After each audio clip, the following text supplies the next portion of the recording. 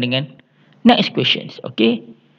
Ingat ini pengenalan sebab tu dia senang. Alright. Ini pengenalan kepada sound wave. So sound intensity. Sound intensity. So next. Okay, kita tulis dulu formula sebelum korang lupa formula yang susah ni. Power over area. Okay.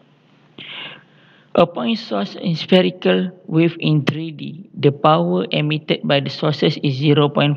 Calculate the intensity of the wave at the distance of 3 meter from the sources. Okay, from the source. Apa susah? No. Ni senang sahaja. Macam formula I is equals to P over area. So dia travel in spherical. Secara spherical, travel to all direction. Mean kalau sphere, P over 4 pi r squared. Okay, 4 pi r squared. Terus dapat jawapan.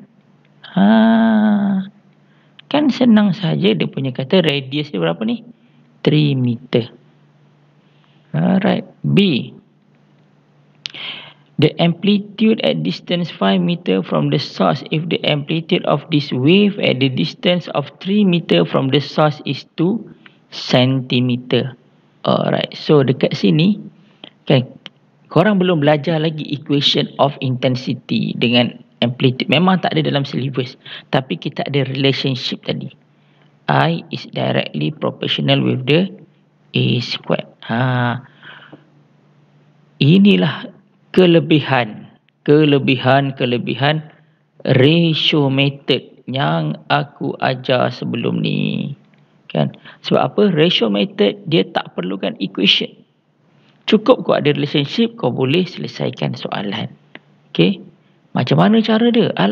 Ratio method apa kita buat? Kita bahagikan I over I. So biasanya ini I yang barulah sama dengan, kalau dekat sini kan, sebab dia directly proportional, kita letak sajalah A squared over A squared.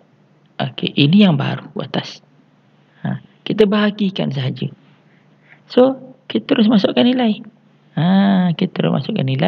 So, dekat sini, I yang baru tadi berapa? Dia nak tahu. Dia nak tahu. Soalan apa? The amplitude as distance of 5 meter from the source if the amplitude of this wave at the distance of the source is 2 centimeter. Sorry, tersalah equation. Okay. Betul lah, betul. Equation tu betul, sorry. Aku pun dah mengarut ni.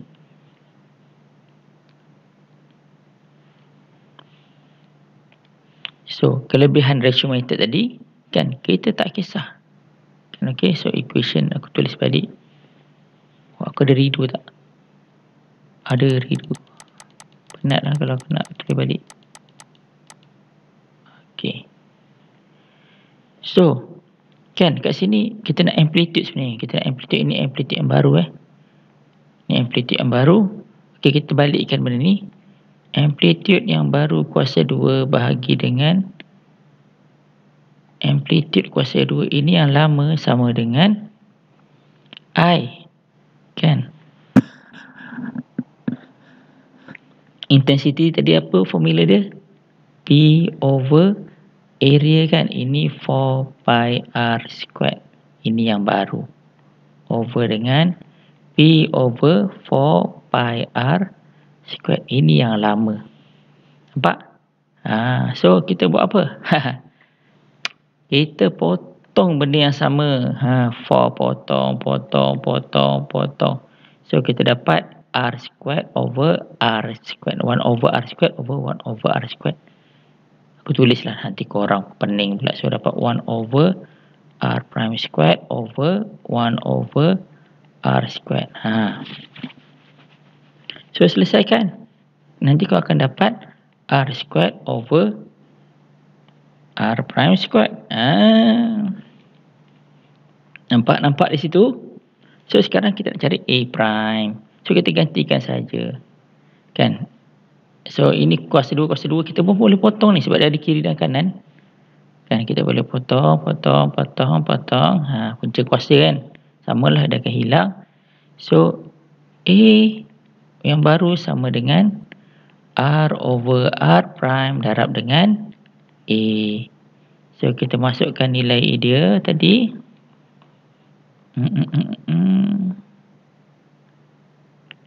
2 cm, distance 3 meter, okay.